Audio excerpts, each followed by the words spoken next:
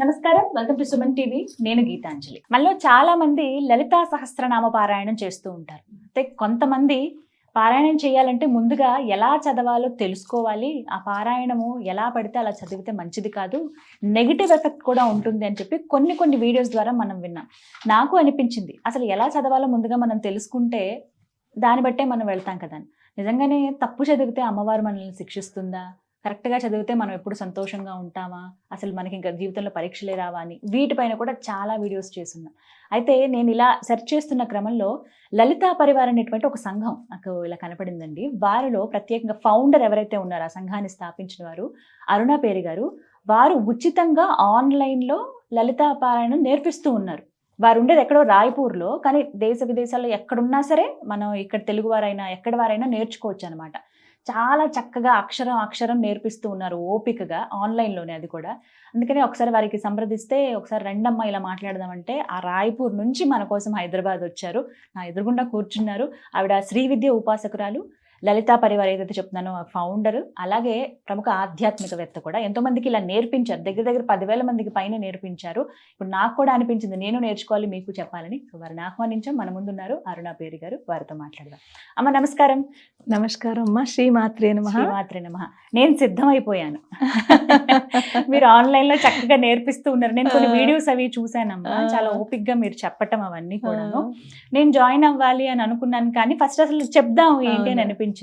ముందుగా అసలు లలిత సహస్రనామం ఏ విధంగా చదవాలమ్మ? దీనికంటూ నియమాలు ఉన్నాయా? ఉంటే అవి ఏంటి వివరించండి.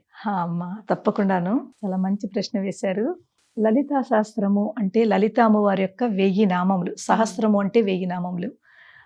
ఇది అసలు మనం షార్ట్లో చూసుకుంటే లలిత అమ్మవారు తన సభలో తనలోంచి 8 శక్తుల్ని తీసుకొచ్చింది. వశిన్యాది దేవతలు అంటారు.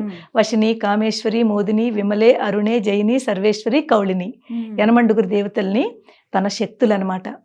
వారికి ఆదేశించింది, మీరు స్తోత్రం చెయ్యండి అని ఆదేశించింది.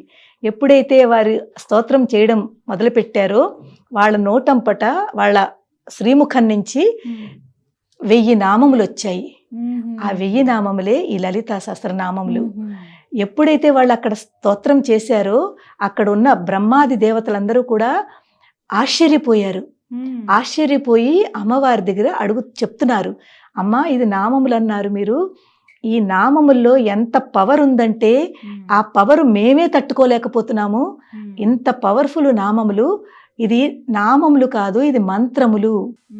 ఈ మంత్రములు వెనకాల చాలా రహస్యం ఉంది అంటే అమ్మవారు అంటుంది ఇది నిజము. ఈ మంత్రములు, మంత్రస్వరూపంలో ఉన్న నామములు, దీని వెనకాల చాలా రహస్యం ఉంది. మీరందరూ కూడా ఇప్పుడు పఠించి పూర్తి భూప్రపంచం అంతా కూడా మీరు దీన్ని వ్యాపింపజేయాలి అని ఆవిడ ఆదేశించింది. అప్పుడు అక్కడి నుంచి ఆ బ్రహ్మాది దేవతల దగ్గర నుంచి మన ఋషులు, అప్పుడున్న ఋషులు, ఆ ఋషుల నుంచి అలా గురుపరపరంగా మన వరకు ఈ లలితా శాస్త్రం వచ్చింది. ఎంత అదృష్టవంతులమో మనం, చాలా అదృష్టవంతులు అమ్మా. కానీ ఈ పారాయణం అనేది ఈ సమయానికే చేయాలని ఏమన్నా ఉంటుందా? లేదమ్మా, అలా ఏమీ లేదు. లలితా శాస్త్రం అనేది మనం భక్తితో ఎప్పుడైనా చదువుకోవచ్చు. ఏ టైం ఉంటే, కానీ ఆ టైం కొంచెం కేటాయించుకుని వేరేగా ఒక చోట కూర్చుని చక్కగా పారాయణ అంటేను నేర్చుకునేటప్పుడు ఎప్పుడైనా పర్వాలేదు. పారాయణ చెయ్యాలి అనుకుంటే చక్కగా ఒక చోట మనం అమ్మవారి దగ్గర లేకపోతే వేరే రూమ్లోనో కూర్చుని నేను ఇవాళ పారాయణ చేస్తాను అనుకుని పూర్తి 1 నుంచి 183 శ్లోకాలు చదివి అప్పుడు లేవండి. అది పారాయణతో కౌంట్ అవుతుంది.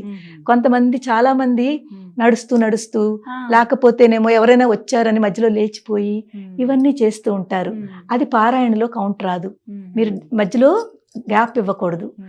పారాయణ అనేది ఎప్పుడు స్టార్టింగ్ నుంచి ఎండింగ్ వరకును. ఎవరైనా వచ్చినా కూడా మీరు డిస్టర్బ్ అవ్వకూడదు. అయితే అది పారాయణలోకి రాదు. మరి ఎలా చదవాలో చెప్తారా అమ్మ? తప్పకుండా. లలిత మీకంటే పుస్తకం అవసరం లేదు, ప్రతిదీ కంఠస్థమే అమ్మవారి అనుగ్రహం. అది ఎలా వివరించండి. చూడండి అమ్మా, లలితా శాస్త్రము చదివే విధానము, అందరికంటే ముందు లలితా శాస్త్రం చదివేందుకు చాలా మంది భయపడతారమ్మా.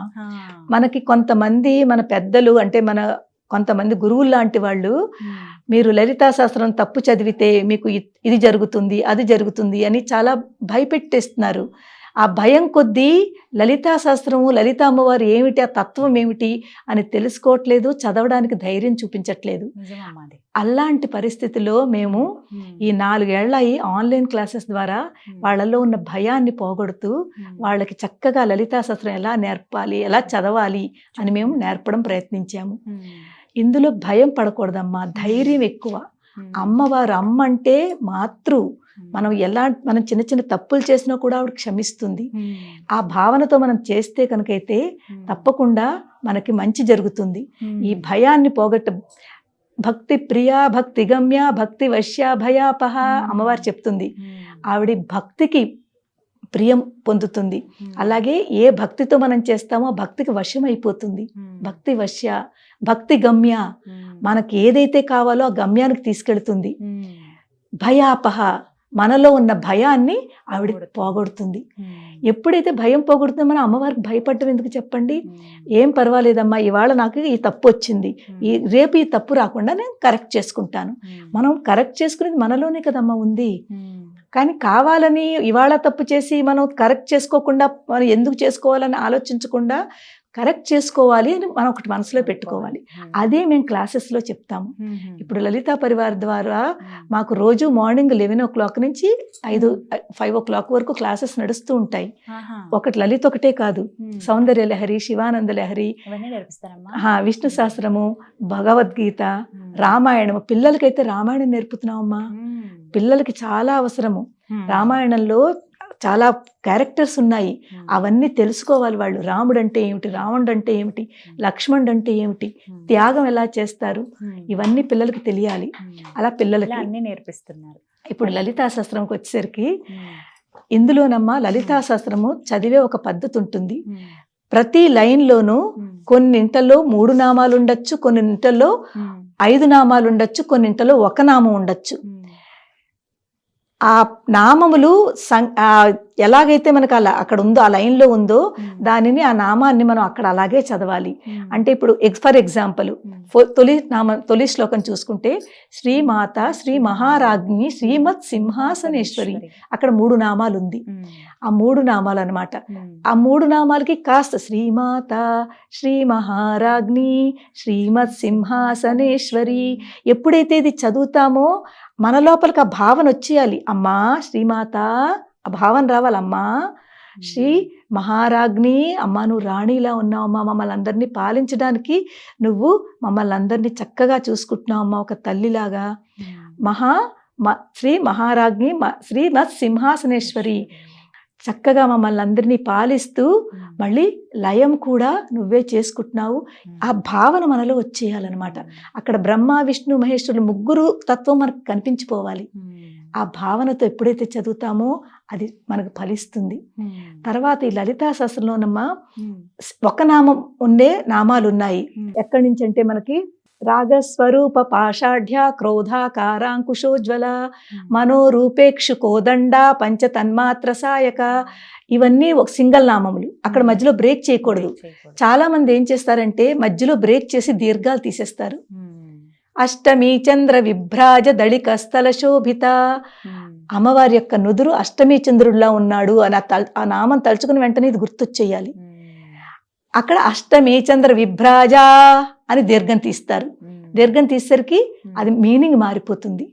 ఇలాంటివి చాలా నామాలు ఉన్నాయి. మధ్యలో దీర్ఘాలు తీయడం కానీ బ్రేక్ చేయడం కానీ అవి తెలుసుకోవాలి. అది మేము నేర్పుతాము. అమ్మ ఇక్కడ ఇలా పలకాలి. అలాగే కొన్ని చాలా ఇంపార్టెంట్ నామాలు ఉన్నాయి, తప్పి చదివితే దాని మీనింగ్ మారిపోయి అమ్మవారిని నిందిస్తున్నట్టు అవుతుంది. అమ్మవారి స్తోత్రం చేస్తున్నాం అంటే అమ్మవారిని స్తుతిస్తున్నాము. అదే నామం తప్పు చదివితే అమ్మవారిని నిందిస్తున్నాము. ఫర్ ఎగ్జాంపుల్ మీకు 51వ నామము. 51వ నామం చూడండి. దుష్ట దూర దురాచార శమని దోషవర్జిత, అక్కడ దుష్ట దూర 1 నామము, దురాచార శమని 1 నామము. కానీ చాలా మంది అమ్మ ఇక్కడ దురాచార శమని అలా చదువుతారు. అంటే అక్కడ ఏంటవుతుంది, దురాచార శమని అన్న దానికి అర్థం ఏంటంటే మనలో ఉన్న దురాచారాలని అమ్మవారు తీసేస్తుంది అని మనం స్తుతిస్తున్నాం అమ్మవారు. దురాచార శమని, మనలో ఉన్న దురాచారాలని ఆవిడ తీసేస్తుంది, తీసేయమని ప్రార్థిస్తున్నాము. అదే విడతీస్తే దురాచార అంటే అమ్మవారిని అమ్మ నువ్వు దురాచారురాలు నింద, అక్కడ అమ్మవారి యొక్క నింద జరుగుతోంది.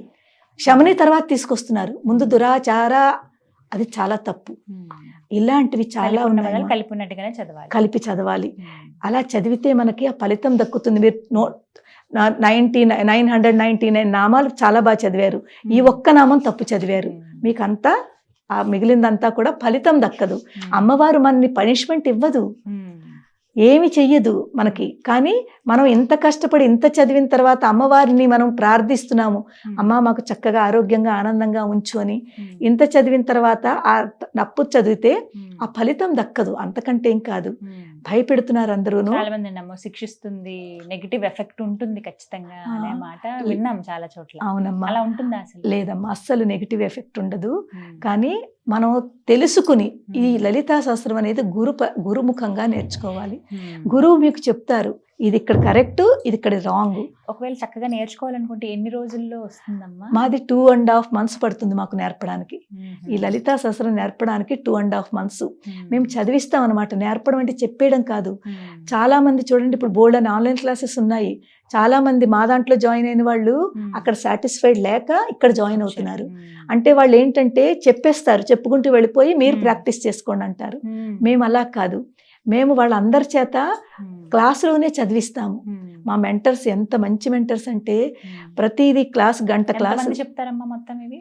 మొత్తం 15 మంది మెంటర్స్, వేరు క్లాసెస్ లో వేరు మెంటర్. ప్రతి క్లాస్ కి 2 ఉంటారు, అడ్మిన్ మెంటరు, అందరూ చూసుకుంటూ ఉంటారు.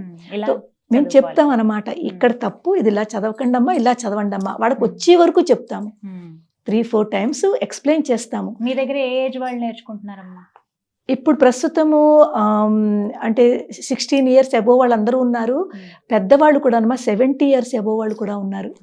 వాళ్ళకి ఇప్పుడు తెలుస్తోంది, అయ్యో ఇంతకాలము మేము చాలా తప్పులు చదివామే, మాకు తెలియక ఇప్పుడు మీ దగ్గర జాయిన్ అయిన తర్వాత మాకు మా తప్పులు తెలుస్తున్నాయని అందరూ కూడా ఆశ్చర్యపోతున్నారు.